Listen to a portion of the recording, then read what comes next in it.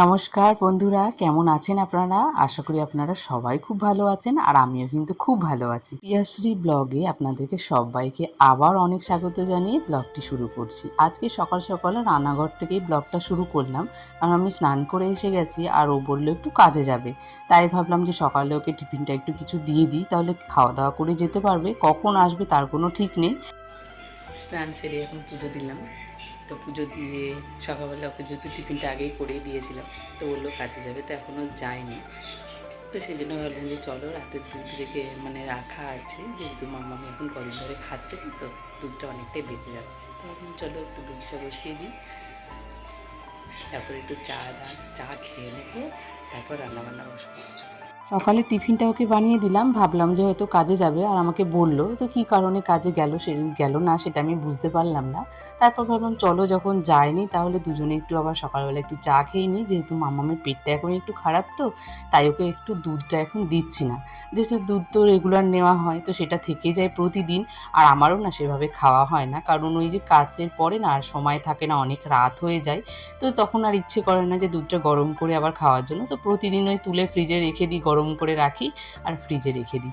ওই সকালবেলা করে চা খাওয়া হয়, আর মিস্ত্রি দাদারা আসলে তাদেরকে চা করে দিই। কিন্তু মিস্ত্রি দাদা তো এখন 2-1 দিন থেকে আসে না, যেহেতু ওদের ঈদ এখন, তো সেই জন্য এখন কটা দিন মিস্ত্রি ছুটি আছে কাজ। দুজনের জন্য চা আর দুটো করে বিস্কুট নিয়ে নিলাম, তারপরে খেয়ে নিলাম। তারপরে চিকেনটা যে ফ্রিজের মধ্যে ডিপেই রেখেছিলাম, আগের দিন রাতে কিন্তু আমি ডিপ থেকে বের করে এমনি নর্মাল ফ্রিজেই রেখেছিলাম, তো সেই জন্য বরফটা কিন্তু খুব বেশিক্ষণ গলতে সময় লাগেনি।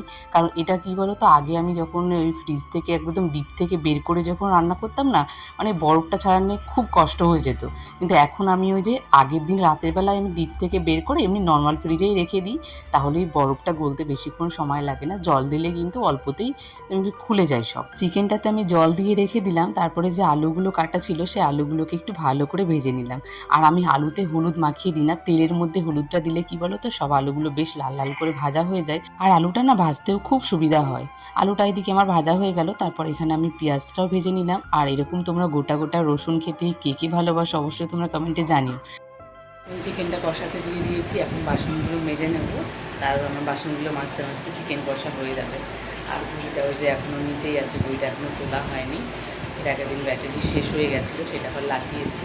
যেহেতু প্রচুর গরম, তাই মনে হয় কখন রান্নাঘর থেকে কাজগুলো কমপ্লিট করে নিজের মতো করে একটু সময় কাটাবো আর একটু ফ্যানের নিচে গিয়ে বসবো। এটাই সবসময় মাথার মধ্যে ঘুরতে থাকে, রান্নাঘরে আসলে মনে হয় কখন কাজগুলো শেষ করে তারপর ঘরে যায়, একটু ফ্যানের নিচে গিয়ে বস। আমার এখানে চিকেনটাও কষানো হয়ে গেছে, আর ওদিকে যে বাসনপত্রগুলো ছিল সেগুলো কিন্তু আমি টুক করে মেজে নিয়েছি। তাহলে রান্না শেষে কিন্তু এতগুলো বাসন হয় না, আর একটা মাথার মধ্যে চাপও থাকে না যে আমাকে এই রান্না করার পরে যে বাসনগুলো মাজতে হবে। আর এদিকে দেখো আমার রান্নাবান্না হয়ে গেছে, কাজও হয়ে গেছে। আমাদের বাড়িতে যেন প্রচুর পিঁপড়ে, তাই ভাতগুলোকে এভাবেই রাখতে হয়। তো এখন কাজ কমপ্লিট হয়ে গেছে, ওই 10:30 মতো বাজে। তো এখন একটু বসে রিল্যাক্সে একটু জল খাবো, আর এই ঠান্ডা জল খেয়ে দুবার করে স্নান করে প্রচণ্ড ঠান্ডা লেগে গেছে, এই জন্য কাজ করতে আরও দেরি হয়ে গেল, চোখ মুখগুলো পুরো ছলছলে হয়ে গেছে। তো যাই হোক, এখন একটু জল খেয়ে নেবো আগে, ঠান্ডা জল। আর ঠান্ডা জল খেয়ে খেয়ে এমন একটা অভ্যাস হয়ে গেছে না, ঠান্ডার সঙ্গে যে মিক্স করে খাবো সেটা আর খেতে পারি না, ওই ফ্রিজ থেকে বের করে সেটাই খেতে হবে। তো যাই হোক, আর গরমটাও তো প্রচণ্ড পড়েছে, তাই না? তো এখন আমি একটু ফ্রিজটা পরিষ্কার করে নেবো, ভেতরটা জাস্ট ডেলি তো মোছাই, ডেলি বলতে কি ওই শনিবার মঙ্গলবার যেহেতু নিরামিষ, তো তার আগের দিন একটু মুছে সবজিগুলো দুপুরবেলা আর খাওয়ার পরে তো রাখি, তো সেই জন্য মোছা হয়। তা আজকে ভাবলাম একটু ভালো করেই পরিষ্কার করে নেব। অনেক দিন থেকে আমি ভাবছিলাম যে ফ্রিজটা পরিষ্কার করব, কিন্তু এতটা পরিমাণে যে গরম আমার না ইচ্ছেই করছিল না। তো তারপরেও ভাবলাম যে ফ্রিজটা যেহেতু একটু নোংরা হয়ে গেছে, আর যদিও কয়েকদিন থেকে না একটু মোছা হয়নি, আর এমনিতে আমি শনিবার মঙ্গলবার করে একটু করে মুছে রাখি, যে যেই জায়গাতে আমি শুধু ভাত তরকারিগুলো রাখি সেই জায়গাটা একটু মুছে নিই, তো সেই জন্য আমাকে ডিপ ক্লিনিং আর করতে হয় না, ওই টুকিটাকি করে আমি মুছে নিই। আর একটু সবজি ভাত রাখলে কিন্তু এগুলো একটু তেলচিটে ভাব হয়ে যায়, তাই একটু আমি ওই কাপড় দিয়ে মুছে নিই বলে, আর এগুলো নোংরা এত বোঝা যায় না। তো আজকে ভাবলাম যে চলো আজকে একটু ভালো করে একটু মুছে নিই, তাহলে আবার একটু নতুনের মতন হয়ে যাবে। আর এই যে ফ্রিজের মধ্যে যে কভারগুলো দিয়েছি না, এটা দিয়ে আরও বেশি সুন্দর হয়ে গেছে ফ্রিজটা। যদি আমার ফ্রিজটা ওই 5 বছর মতো বয়স হয়ে গেল, তবুও এখনও আমার কাছে মনে হয় নতুনের মতোই লাগে। আমরা যদি এভাবে প্রত্যেকটা জিনিসকে এতটা যত্ন করি আর ভালোবাসি, তাতে কিন্তু প্রত্যেকটা জিনিসই কিন্তু নতুন হয়ে ওঠে আর আমাদের ভীষণ কাছের হয়ে যায়। এই ফ্রিজটা আমার বিয়ের সময় আমার বাপের বাড়ি থেকে আমার বাবাই দিয়েছিল। ফ্রিজের বাইরেটাও ভালো করে মুছে নিলাম, আর যেহেতু এটা লাল কালার তো ও মুছলেও আরো বেশি ভালো লাগে। আর এখানে যে একটা ওই কভারগুলো নিয়েছিলাম তার সঙ্গে যে হ্যান্ডসেটের একটা কভারগুলোও কিন্তু ছিল। তো এখানে এই যে কভারটা লাগিয়ে নিলাম, তো এটা কিন্তু কি বলতো একটু আঠাটা না খুব বড়, যে এখানে লেগে থাকতে চায় না, ওই লাগালেও না সে ঢিলা হয়ে নিচে পড়েই যায়।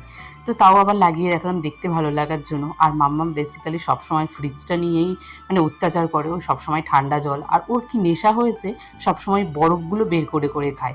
ওই যে যে বাটিতে করে বরফগুলো যে জমানো থাকে, হয়তো এই শরবত করার জন্য জমিয়ে রাখি, তো সেগুলো সবসময় ও খুলে খুলে বের করে নেয়। ঘরে এসে পর্দাটাকে একটু ভালো করে ঝেড়ে নিলাম, যেহেতু পর্দার কোনাগুলোতে না ওই মাকড়সাগুলো লুকিয়ে থাকে। আর এখানে পেটটাকেও ভালো করে ক্লিনিং করে নিলাম। চলো আজকের ভিডিওটা আমি এখানে শেষ করছি। ভিডিওটি কেমন লেগেছে অবশ্যই কমেন্টে জানাবে। চলো টাটা।